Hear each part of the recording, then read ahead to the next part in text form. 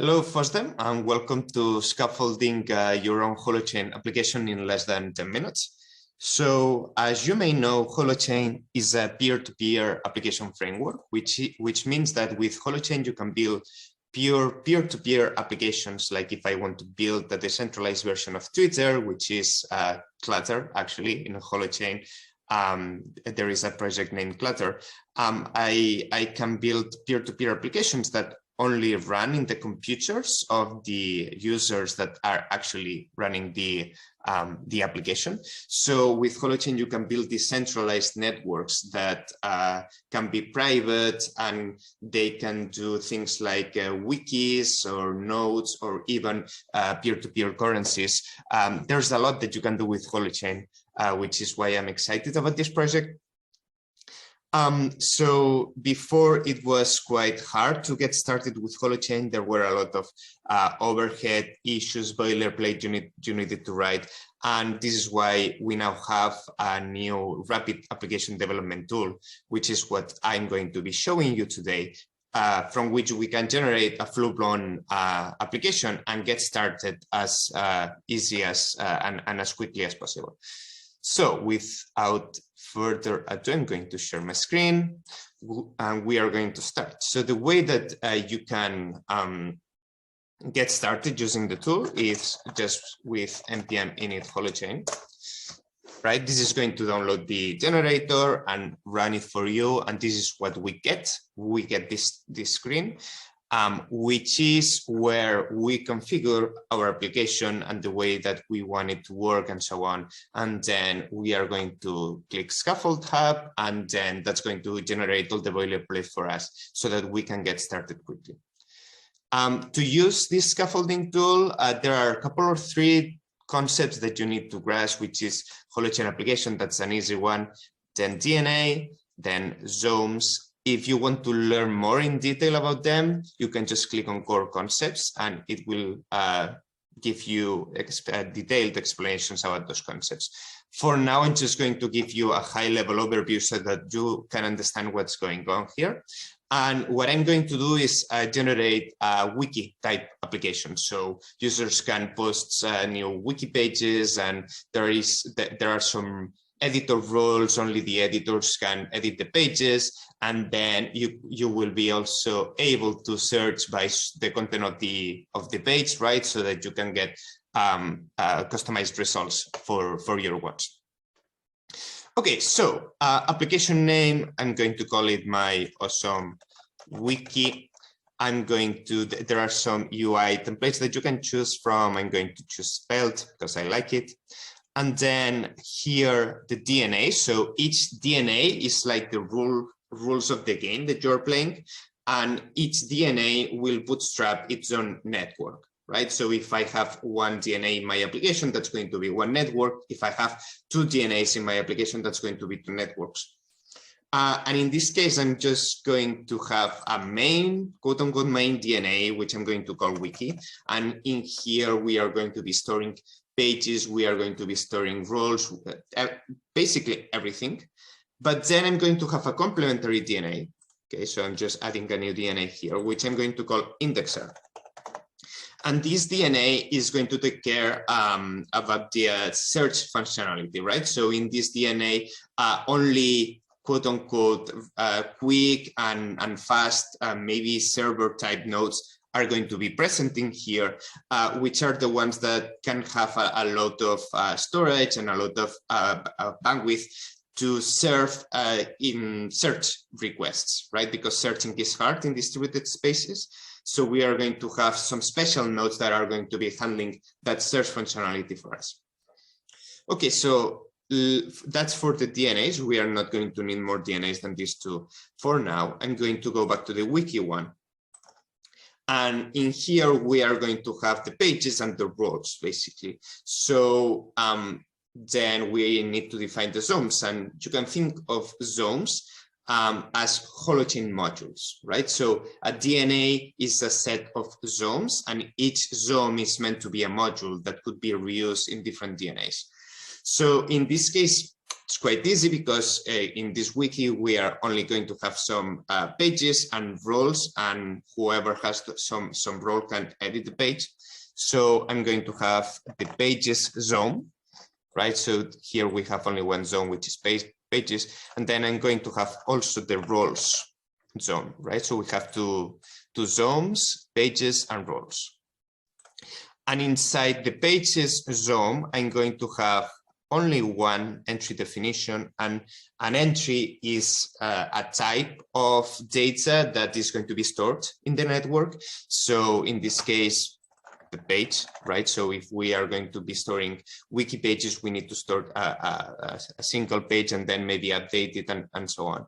So each page is going to have its content, right? So and this is a JSON sample. So this is an object, JSON object that's from which then the application tool is going to scaffold types for. So this is a sample wiki page, and then I'm deciding it's also important to have the author in here, and the author is going to be a random hash pub key. In the future, this is going to be better. It's going to recognize this is not only a string but a public key in itself. But for now, we have to make it interpret as a normal string. And each page can be created, obviously, it can be read, it can be updated also, but we are making it so it cannot be deleted, because it would make it weird to have a page and some links to that page, but then that page be deleted. That's going to be inconsistent for us. So this is the way that you define an entry inside a zone. This one I've made more detail, but the other ones I'm going to skim through. Basically, inside the roles zone, I'm going to have some role definition, which is basically the role name for now. For example, editor, right? And then it cannot be either updated or deleted. And then I'm going to have some role assignment entry, which is actually the role definition hash. And this is some hash. And then the assignee, which is some pub key. And then this can be created and read, but not updated and deleted. Okay, so that's for the wiki DNA. Let's go back to the indexer one, and I'm going to call this search by text zone, and the only entry definition that's going to have is some text content entry definition, which is going to be like content. This is a sample wiki content. For now, oh, sorry, and then also the wiki page hash, right? And all this configuration, all the zones and entry definitions and DNAs that you need are going to change depending on your needs. So don't get too fixated on the entries I'm putting here. It actually takes some training to develop, like, okay, I'm going to need the zones, I'm going to need the entry definitions. Here we are just concentrating on getting started as simply as possible. So if you just want to get started with the demo, everything that comes with the scaffolding, that's totally fine as well. So some hash, and this, it can be updated or deleted. Okay, let's say that it can be deleted, because we are going to show this with the scaffolding. And we are done for now. We don't need anything else. So I'm just going to click Scaffold Hub. This is the preview, what's going to be generated, and you can go inside and see what's going to be generated for us, right? I'm going to go over it in just a moment. And then we have scaffolded our application, and then it says, okay, you can do manual setup, which is like this, or automatic setup. I like automatic setup, so I'm just going to click this. And as you can see, the automatic setup is running here already, right? So automatic setup, it's installing the normal dependencies that you need. It's also installing Nix, which is the tool that we use in the Holochain ecosystem to handle the dependencies. And in here, we have links to important documentation, important resources that you can use to get started actually developing your application, right? Okay, so now I'm going to just go to, let's see, my Awesome Wiki. Now we have this scaffolded. I'm going to open Visual Studio Code here just for us to see what just got created for us. Right, and as we saw, and keep in mind the automatic setup is finishing here. It's just doing npm install for now. But for now, we can take a look at what has been generated. So Holochain development right now is done in two main languages, which is Rust for the backend and then normal JavaScript for the frontend, right? Or you could use any other tooling for the frontend. At the end of the day, you can treat Holochain as a normal backend for you. That you point to a local node rather than a node running on a server. So you could build different types of applications. This is a web Holochain application, so its front end it's written in JavaScript, normal JavaScript. So what do we got here? We have a README with some instructions, right? So you can just publish this to GitHub or to whatever, and everyone could get started with its Bootstrap. The automatic setup has finished, so we now, as you can see, there are some node modules and well, everything is set up for us. So I'm going to get here, and then I have already enabled the Holochain caches with this, and then I'm just going to go inside the Nix shell. And for now, I want to run the tests to see that everything is working. Right, and I'm going to pause the recording because this could take some time since Rust compiling takes a bit of time. So Rust finished the compilation, and now the Holochain integration tests are going to run. And in the CLI, what's happening is that every like all the DNA zones and entry definitions have generated some tests, and then those integration tests are being run. So real Holochain nodes are being spawned, and then there are some UI calls that simulate UI calls from the front end to the Holochain nodes, and then it's testing that the functions are behaving as they should, right? So first we are going to let the tests finish, and then we are going to see those tests that have been automatically generated, right? So we have 15 tests passed, perfect. And then what's the code for that? Inside tests, we have source, and these are integration tests. These are written in TypeScript, sorry, using the Triorama testing framework that Holochain has. So for every DNA, we have a test folder, and for every zone, we also have a test folder. And then every entry definition has generated a test. And then, for example, this is the page entry definition that we talk about, and these are the tests for create, read, update, and delete. And here we can see that we are testing, okay, this is Bootstrap, two Holochain nodes, actually. This is call create page, and then make sure that all the inputs, all the results are fine, and then read that page and show that the content is the same, and then update that page and show that everything works correctly, right? So we have tests generated all for every one of those DNAs, zones, and entries. So what else do we have generated? We have generated actually the backend, right? So those tests are testing something. This is the backend that those tests are testing. So for every DNA, we have a DNA folder, and then inside every DNA, we have a zones, and then this is what a zone looks like, right? So a ZOM is a normal Rust crate. Like it has some dependencies, it has a lib.rs, and then it has, for every entry definition, it has a module, and inside every module, it has the definition of the entry. And here you can see that it has generated the Rust track for every entry definition, right, with the content of the entry as it should be.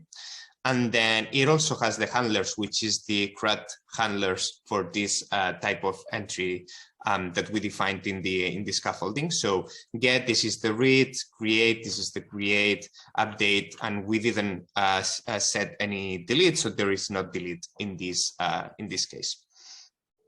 Okay, so that's for the backend. We also have UI, which is very, very simple for now, Svelte application. And here it's important to note that this is TypeScript, and it has also generated the TypeScript types for the entry definitions that we need. So if we go back to the page entry definition, it has content and author, and this is Rust. This is types for the backend, and this is types for the front end, right? So in TypeScript we have content and author, and these are going to be the same in both backend and front end, so that you can get started really developing your application. So last thing I want to show is how do you bootstrap an agent and start working with the front end, both front end and back end. So a really cool thing that you can do is actually run a full-blown Holochain network. And here you can set the amount of nodes that you want your network to be. I'm going to set 3, but you could set 4, 5, or however many nodes you want your network to have. And that's going to run 3 Holochain nodes and 3 UI servers, and that each of the 3 are going to connect to the appropriate node in the backend, right? So in Holochain, every agent has to have its own node, right? So you can't really have a node that contains more than one agent type of thing. And what's going to do is bootstrap those 3 nodes, connect them together, right? So they form a Holochain network, and then have the UIs, they are coming right now, these UIs connecting to each of the nodes. So let's see.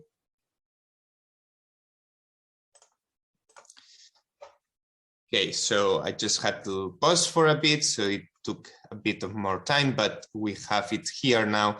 This is one of the agents that has spawned both backend and the frontend. We are looking at the frontend now, and this has created a new Holochain entry with this hash, right? And this is a page entry. That's the entry definition that we put in the scaffolding tool. And if you can see, we have one node, one frontend in port 8000, but then we have one other frontend running in 8001, and then one other running 8002. So these are the 3 agents that are interacting with each other. One last cool thing that you have here is that you have the Holochain Playground, which is a tool to inspect Holochain networks, and you can see that here you can see the 3 nodes that are running in your network, and if you click in each of the nodes, you can see all the source chain entries, so all the local entries that these nodes have committed, and then you can also see the global entries, all the entries that are being committed in this Holochain network. I'm going to switch over because we are looking at the indexer network, right? Remember, we said that this is going to be scaffolding 2 networks, the wiki one and the indexer one. We are looking at the indexer one, which is not that interesting for now. I'm going to switch over to the wiki one. And the wiki one is more interesting, right? Because this is the one that we have created a new page. And if we can see here, this has created a new app entry. And if we see what has been created as this app entry, it's a page, right? This is a sample wiki page, and we can see it here also. These are all the entries that have been committed in the network, and we have a new entry here that's actually being committed by the 3 agents separately. So this has been it. I hope you enjoyed this little tutorial and have a good time generating your Holochain applications and getting started without having to write any boilerplate. And that's it. We are going to see each other now in the Q&A. I hope that, I don't know if you have any questions regarding this, but you could get started with the process itself and just run through the process really quickly and see if you bump into any issues, and we can solve them on real time. So thanks a lot for your attention, and see you around in Fosden. Bye.